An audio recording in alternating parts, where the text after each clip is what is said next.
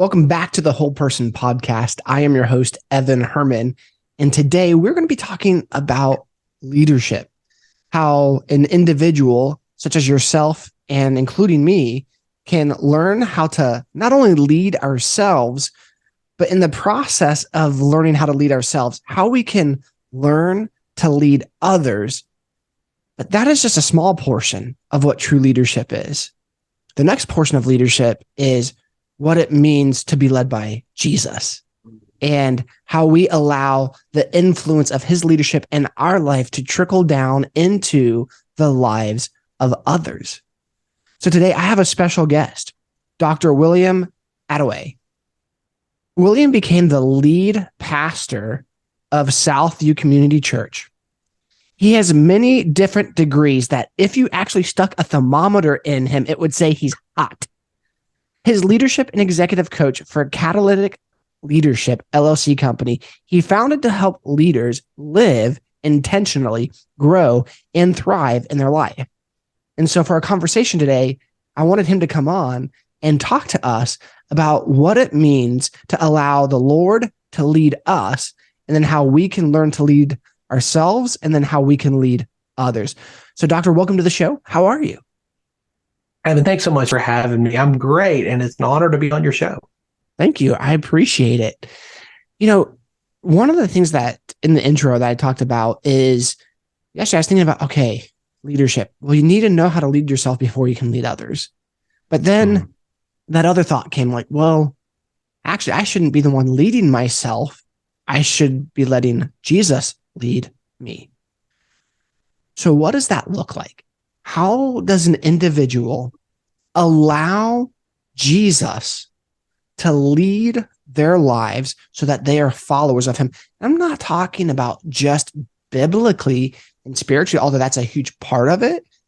Oftentimes people look at Jesus as just the religious figure, but how can he lead in my everyday life? And I think that's a great question. And as a follower of Jesus, we have to start there. Right? We have to start understanding that every part of our life is going to flow or needs to flow out of our relationship with him. For instance, I talk about grace, right? This is something that I've received, that you've received. We're followers of Jesus. We've received the grace of God through Jesus. And that's an amazing gift. But that's not just for me. That's also for those around me. And part of accepting the gift of grace is learning how to extend grace to other people, including those we lead. So I think about it as, am I going to choose to simply be a reservoir of what God has put into my life? Or am I going to choose to be a conduit of it? I've received grace, but that's not where it stops, or where it needs to stop. I need to learn to extend that grace to other people. And that is a lifetime endeavor. There's never a point at which we can check grace off and say, mastered that, done that. No, because there's people in our lives who require a little extra grace sometimes, and we have to learn to extend that. That's part of what it means to follow Jesus, right? Let's and go allow into him that. to flow through us. Yeah.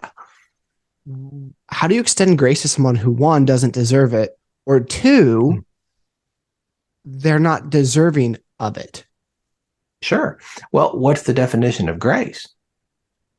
Right? It's extending forgiveness, extending favor to somebody who doesn't deserve it. It's exactly what I have received from my Heavenly Father and what you've received from your Heavenly Father. We received what we did not deserve. We don't deserve God's grace. There's nothing we can do to earn it or deserve it. And yet God poured it out on us. How then can I say, oh, well, I got mine, but I'm not giving you any.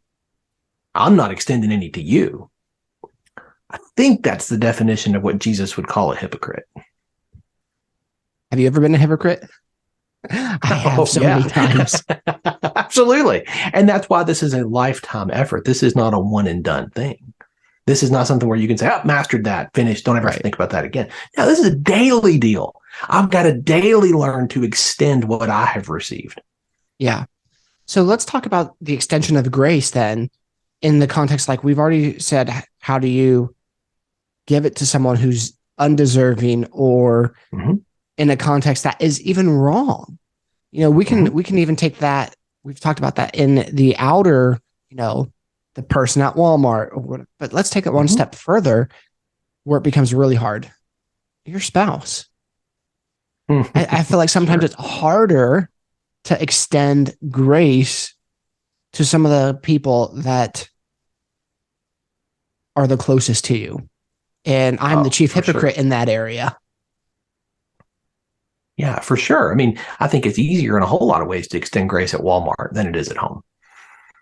And I think this is one reason why Jesus talks so much about the relationships that we're in, and the power of extending what God is doing in our lives to those closest to us. My goal as a leader is not for the people that I lead to respect me the most.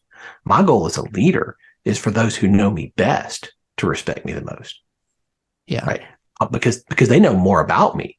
Right. It's easy to see the highlight reel from a distance and say, "Oh, wow, oh, that's that doesn't matter. That's not the goal. What is my goal? My goal is for my wife, my daughters, right, to look and say, yeah, he's an honorable follower of Jesus. This is my goal." Mm. Yeah. In this process of wanting to know God and follow within that relationship and the leadership of his lordship in our Mhm. life, we've talked about grace, but where else do people need to view the Lord in terms of leadership in their life? Well, again, as a follower of Jesus, I think you have to understand that this affects every part of your life, including your leadership. How you lead is a reflection of your relationship with Jesus. How did Jesus lead? Jesus modeled what we commonly call servant leadership. And Mm-hmm. that's a term that has picked up a lot of steam in the business world, separate from its connection to Jesus. But Jesus is the one who started that. What does it mean to lead with humility? What does it mean to lead from a place of asking questions? We learn all of that from Jesus. The question that I've got to ask as a leader is, am I using him as my model? Am I allowing his methodology of leadership to flow through me to those I lead? Or am I trying to lead like the world leads? Remember what he told the disciples when they're jockeying for power and trying to, well, I'm going to be, he said the rulers of the Gentiles lord their power and their authority over other people. That's how they do it. Not so with you. Not so with you. You're to do it differently. And those four words can change a leader's life. When you understand that he is our model, how he led, this is to be the model for how I lead as a follower of Jesus. That's what it means to be a disciple. Yeah. So here's another follow-up question that is going to sound a lot like the first one. And I have to preface that because it is completely different. How does a person have a relationship with God in such a way that when they are leading others, it becomes they themselves who are following God? And what I mean by that, because obviously there's that intent like, hey, God, I want you to lead me. Mm-hmm. But then what this question is like, all right, God, how do I allow you to lead me so that I can lead others? And so this one goes down to that trickle down effect that we talked about. So we're already talking about grace and leadership and servant leadership and how that trickles down into those relationships. But is there a point in which that when you follow Christ and you're trying to lead people to him or in another area, what does that begin to look like?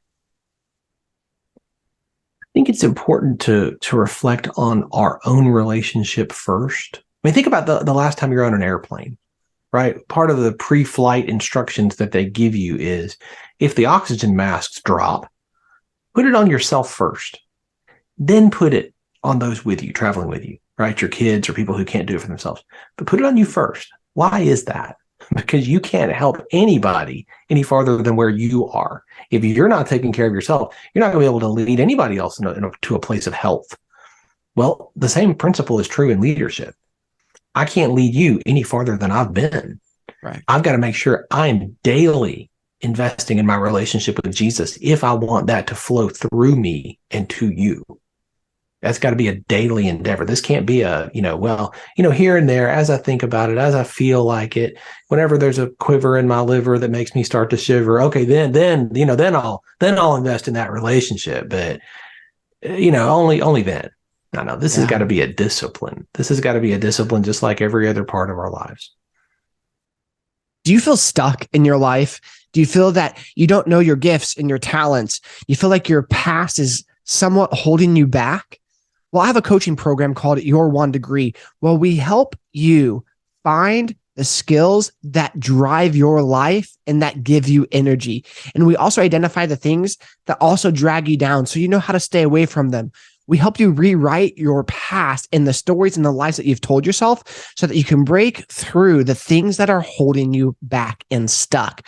We find the truths and we find the nuggets and life lessons throughout your life that help us indicate what are good potential possibilities in your future. And then we also help you locate your skills and abilities in people that you're called to serve. If this is a coaching program that you would seem interested in, I want to help you because I've been there myself, and I want you to break free from feeling stuck in life.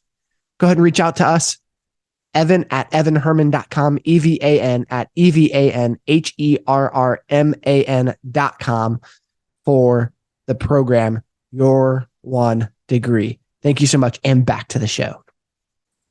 I love how you speak of that. It has to be a discipline.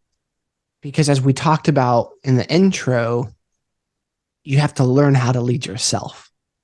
Mm-hmm. And part of self-made leadership is following not only Christ's example, but then also a level of developing self-awareness so that you know where you're struggling and where you can make progress. So how does someone who maybe hasn't really developed self-awareness start using that concept as a way for personal and biblical growth?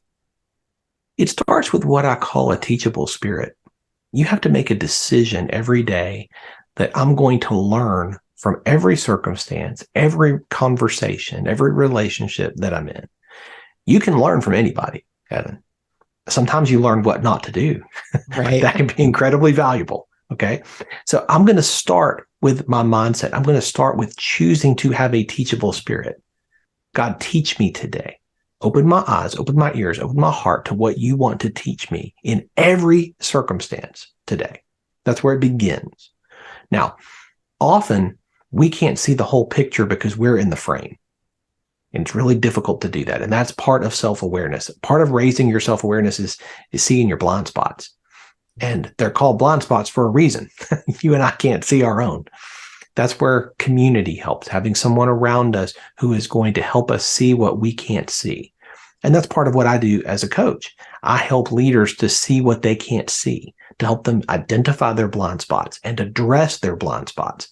That's going to catapult the effectiveness of their leadership. But it begins with a teachable spirit. If somebody doesn't have a teachable spirit, it doesn't matter if I help them see their blind spot or not, because they're never going to see it because they already know everything. Yeah. Well, then we can even take this, going down the rabbit hole. Okay. So if self-awareness starts with teachability, then how does someone grow in a spirit of being teachable? It begins with that decision. I make that decision every morning, Evan, every morning. Today, I'm going to be teachable. Today, I'm going to choose to be teachable. And see, this is the thing. It's a choice. It's not something like, well, I didn't get that in the gene pool. Oh, well, Evan's teachable, but I'm not. I guess I'll never be. No, this is a choice. You can change this. But it begins with a decision to do so. And it's a consistent decision. I'm going to choose that every day, every conversation, every circumstance, every situation, even the ones I would never choose and never want to repeat. I can learn something there if I come into it with a teachable spirit. So I'm going to make some jokes here.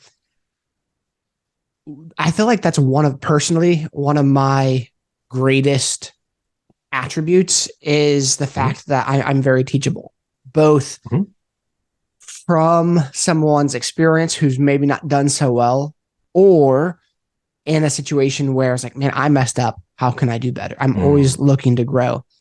And even if I shouldn't say even, but for the most part, I'm willing to hear out people because even if I know I disagree, Mm-hmm. there's something I can potentially learn. Mm-hmm. And I couple that with saying that I'm also one of the most humble people you'll ever meet. And that's where that joke is. Yeah. The humility aspect of being teachable and learning self-awareness is also a large factor. I feel like they go hand in hand, humility and Mm-hmm. teachability, because humility Yes. comes from the point like I understand that I don't know everything and that there's always room for growth and improvement. And Mm-hmm. then also Always. not to be mistaken for false humility either, because Mm-hmm. a lot of people have false humility. And so Mm-hmm. when I joke about saying I'm one of the most humble people I know, it's sarcastic, but there's also an element of truth to where like, no, I understand that I also have to be completely open to things that conflict my beliefs. Mm-hmm. Mm-hmm. Not mean I'm going to change my beliefs, but I have to acknowledge the fact that I'm open to hear it and willing to change my viewpoint, that I don't be dogmatic in my approach. And so I think for people as well in being teachable, it also comes from a sense of humility where they have to be like, you know what? At some point, I'm not everything in a bag of chips. I'm not the greatest thing since sliced bread. Yeah. I'm not the greatest thing since snow cones were invented, but coming from a perspective like you said, I can learn from any situation and anyone if I'm willing to be observant enough and reflective enough on every given situation, and then not being a victim in a situation, Right. and not letting your situations define you. And when we couple all that, I think that's where we really get into teachability and humility as well. The greatest leaders are marked by humility. And we there's a tendency among some to want to push back on that and say, oh, no, that's not true. I know great leaders that were arrogant. No. Okay. And maybe in the short term, they had elements of greatness. Maybe they accomplished some things.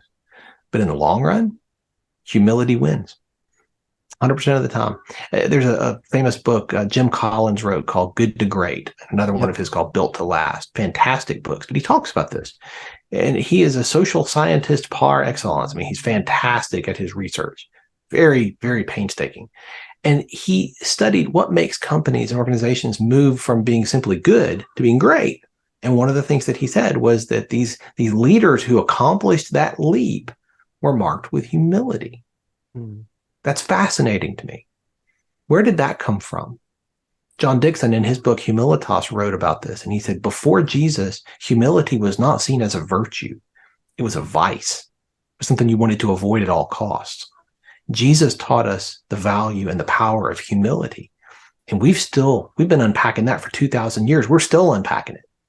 But I'm telling you, that's a part of the secret sauce to effective catalytic leadership. When we talk about having a sense of humility, the only way I know how personally to develop it is in my ability to draw near to Jesus. Mm-hmm. And I know there's some people who are humble who might not have a relationship with God, but for me, it has to come from seek first the kingdom of God and all these things shall be added unto you. All these things is the humility, the success, all these things. And for those who are listening that might not specifically have a consistent relationship with Jesus, what are some of the things that in the pursuit of that they could actually see fruit and evidence in their life? We've talked about humility. There's going to be grace, peace, patience, kindness, goodness, self-control, the fruits of the Spirit. But why should someone want to learn how to lead better through Jesus versus just reading the next leadership book? That's a great question, Evan. I think that it starts with understanding that Jesus is the single greatest leader that has ever walked the earth or ever will. I'm a student of leadership. I've been reading about learning from leaders for over 3 decades now. And I'll tell you, as a practitioner for the last 20, almost 30 years of that, I've never found anyone who leads like Jesus. He's the best example. Now, I don't say that just because I'm a follower of Jesus. I know non-followers of Jesus who point to the leadership attributes of Jesus. Now, understanding that, is there value in reading other things? Sure, absolutely. I read a lot. You can see I have a little bit of a book problem behind me, right? I love to read. I want to learn from as many people as I can. I believe that all truth is God's truth, no matter who says it. And when the Holy Spirit resonates in me with something, it doesn't matter who wrote it. Like, I know who the ultimate author of truth is. I'm going to learn, and I can learn from anybody. You just have to learn to eat the fish and leave the bones. Mm-hmm. So in the process of doing that, I'm going to look at great examples of leadership. And Jesus is going to be at the top of that list on every single list. Yeah. John Maxwell, I'm not 100% sure. You probably know what this diagram is, but imagine, for those of you listening, like a pyramid scheme almost, where you have one person under you and they have one person under them. But instead of it being a pyramid scheme, look at it as a leadership pyramid from numbers between 1 and 10. You know, a 4 is not going to lead a 5, but a 4 can lead a 3, 2, and 1. Absolutely. And wherever you are in your skills and ability on this pyramid, you will always have other people to lead. Or if you're a 1, at the least, you're leading yourself. Mm-hmm. And so as we take this concept, Dr. Attaway, how can people figure out where they're at in their leadership ability and assess that, and then what to do from there? This is part of the work I do as a leadership coach. I mean, what I do is I help people define where they are, right, in their leadership, in their life. We talk about defining that first. We define where you want to be. Let's define, like, what are the areas that we need to specifically work on, specifically focus on around leadership. Leadership is a very, very broad umbrella. All right, there's scores of areas we can focus on. What are the areas that are going to help you move from where you are to where you want to be? So we're going to identify that. We're going to identify where you are, where you want to be, and then we're going to help develop a plan to get you there. But that plan is based around your wiring. And that's the third part of what I do, which is helping you to discover how you are wired, how you are designed and created as a leader. When we all start in leadership, we start by copying people that we admire, right? We copy leaders that we've worked for, we copy leaders that we've seen from afar, and we kind of try to ape their behavior, right? And that makes sense at the beginning, because that's what you do when you're learning something. You know, you see and you copy just like you saw it. But over time, you're not that person, and you have to learn to develop from who you are. If you don't make that turn and you still find yourself copying 20, 30, 40 years in, what you're going to find is that you're not your own leader. You're simply a bad copy of a great leader. What I want to help leaders do is to discover their wiring, how God has designed and wired them. And so we're going to start there. We're going to figure out your wiring, how you lead best based on your design. And that's going to inform the steps from where you are to where you want to be. And I think this is a very measurable process. This is something that we have benchmarks in, so that there's no doubt at the end of the process, hey, you know what? Did you move closer from where you were to where you want to be? Yes. I want there to be absolutely no doubt about that. This is completely quantifiable. Too often we look at leadership and say, well, am I a better leader? Well, it's hard to say, you know, it's a soft skill. Yeah, there are soft skill elements to it. Absolutely. But can you tell when you're getting better? If you can't, I'm going to argue you're using the wrong metrics. I love it. Tell people quickly about your book. Sure. So earlier there, in January of 2022, I published my second book, which is called Catalytic Leadership. And the point of this book was really to capture a lot of the things that I've learned in my own leadership journey and what I've learned coaching leaders for over 20 years now.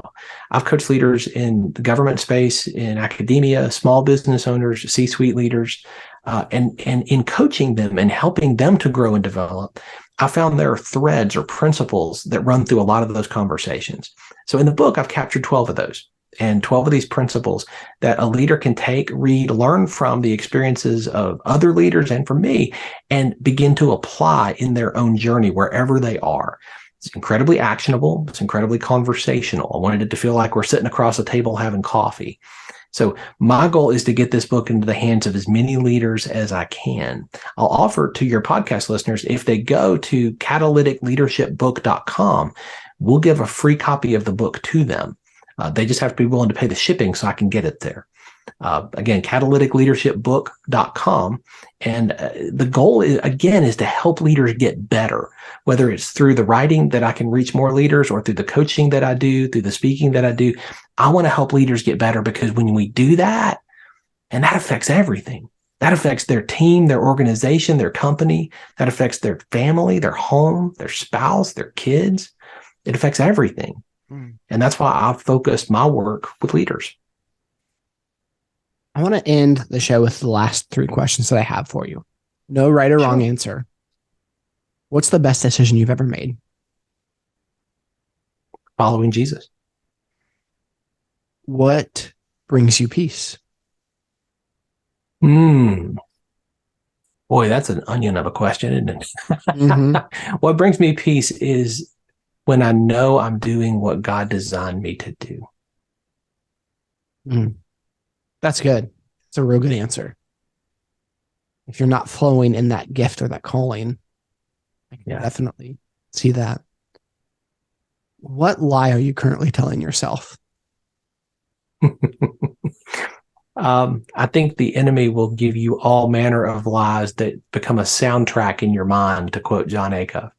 And one that is consistent in my life is the lie of imposter syndrome, that, you can't really help anybody else. Nobody really cares what you have to say. Your experience is worthless to anybody but you. Yeah. And that's a lie, because I believe God created us to share what he's taught us and what he's done in our lives with other people for their benefit, not just ours. Dr. William Attaway, thank you so much for coming on to the Whole Person podcast.